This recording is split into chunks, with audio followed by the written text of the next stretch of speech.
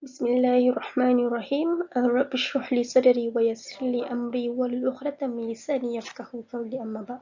Assalamualaikum dan selamat sejahtera kepada semua pelajar. Jadi pada minggu ini saya akan teruskan pembelajaran kita dengan tajuk aplikasi teknologi pada subtopik 2.3 iaitu reka bentuk elektrik, di mana kita akan belajar untuk membuat pengiraan parameter elektrik dalam reka bentuk litar.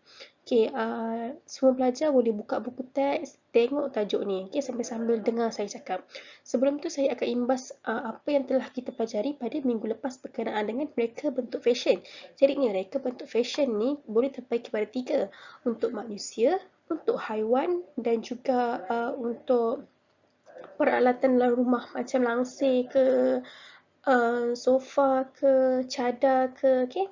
Lepas tu untuk manusia ni boleh terbagi pada 2, pakaian dan juga aksesori.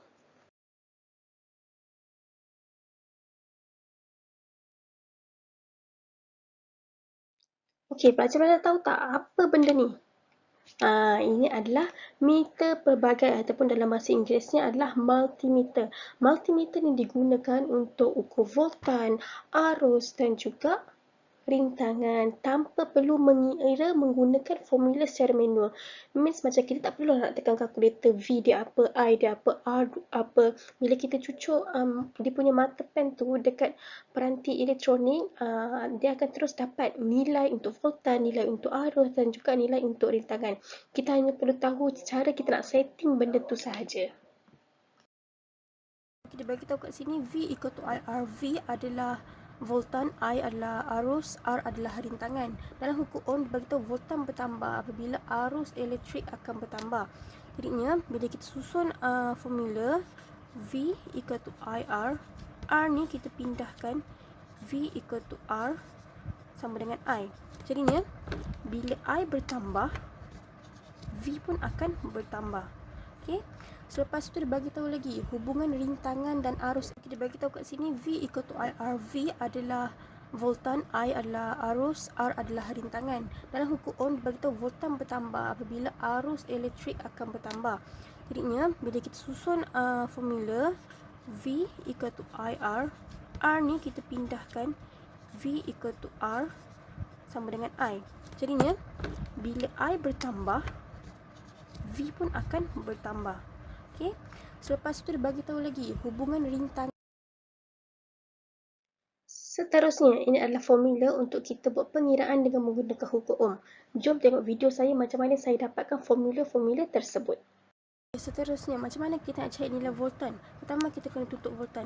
Bila kita tutup voltan, ada I dengan R je. Jadinya, V sama dengan IR. Macam mana nak cari arus? Tutup arus. Jadinya, I sama dengan V over R. Macam nak cari R, rintangan Ohm? Okey, R sama dengan V. Seterusnya, macam mana kita nak cari nilai voltan? Pertama, kita kena tutup voltan. Bila kita tutup voltan, ada I dengan R je. Jadinya, V sama dengan IR. Macam mana nak cari arus? Tutup arus. Jadinya, I sama dengan V over R. Macam nak cari R, rintangan Ohm? Okey, R sama dengan V over I. Untuk rumus kuasa pula dia lain sikit. Dia guna ni, P.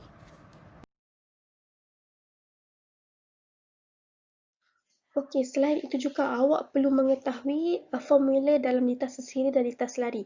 Kalau saya ingat okey, litar bersiri ni dia punya I dia sebelah-sebelah. Jadinya I sama dengan I1 sama dengan I2 sama dengan I3. Kalau litar selari ni pula dia akan tambah. I sama dengan I1 tambah I2 tambah I3. Kalau V pula, V dia terbalik. V pula dia tambah untuk bersiri. Tapi litar selari dia sama. V sama dengan V1 sama dengan V2. Kalau untuk R pula, dia tambah untuk bersiri. Follow si V ni. Tapi untuk litar selari ni, dia akan I per R sama dengan I per R1 tambah I per R2. Tapi I ni kedua-duanya menggunakan simbol tambah. Contoh pengiraan yang pertama, dia suruh kita kira berapa voltan dia. Dia bagi kat sini arus 0.5 ampere, rintangan 3 ohm. Okay, mengikut formula V equal to IR. Okey, V sama dengan I. Contoh pengiraan yang pertama, dia suruh kita kira berapa voltan dia. Dia bagi kat sini arus 0.5 ampere, rintangan 3 ohm. Okey, mengikut formula V equal to IR. Okey, V sama dengan I. Kita masuk untuk latihan yang kedua adalah dia suruh kita cari arus. Okey, arus kita tutup ni. Ni tinggal I equal to V over R. Kalau nak buat guna formula ni pun boleh juga.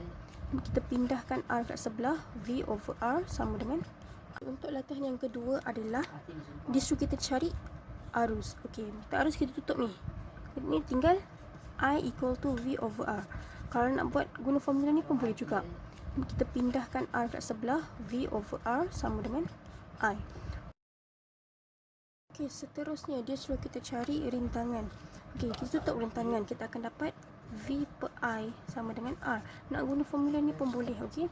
Kita pindahkan I dekat sini. Jadi akan bagi sama dengan R. Sama ke tak sama? Sama je kan formula dua-dua ni. Okey, kita masukkan nilai. Okey, seterusnya dia suruh kita cari rintangan. Okey, kita tutup rintangan, kita akan dapat V per I sama dengan R. Nak guna formula ni pun boleh, okey. Kita pindahkan I dekat sini. Jadi akan bagi sama dengan R. Sama ke tak sama? Sama je kan formula dua-dua ni. Okey, kita masukkan nilai. Dia dah bagi kat sini 3 volt. Okey, baiklah, saya nak kongsi sedikit tips penjimatan elektrik.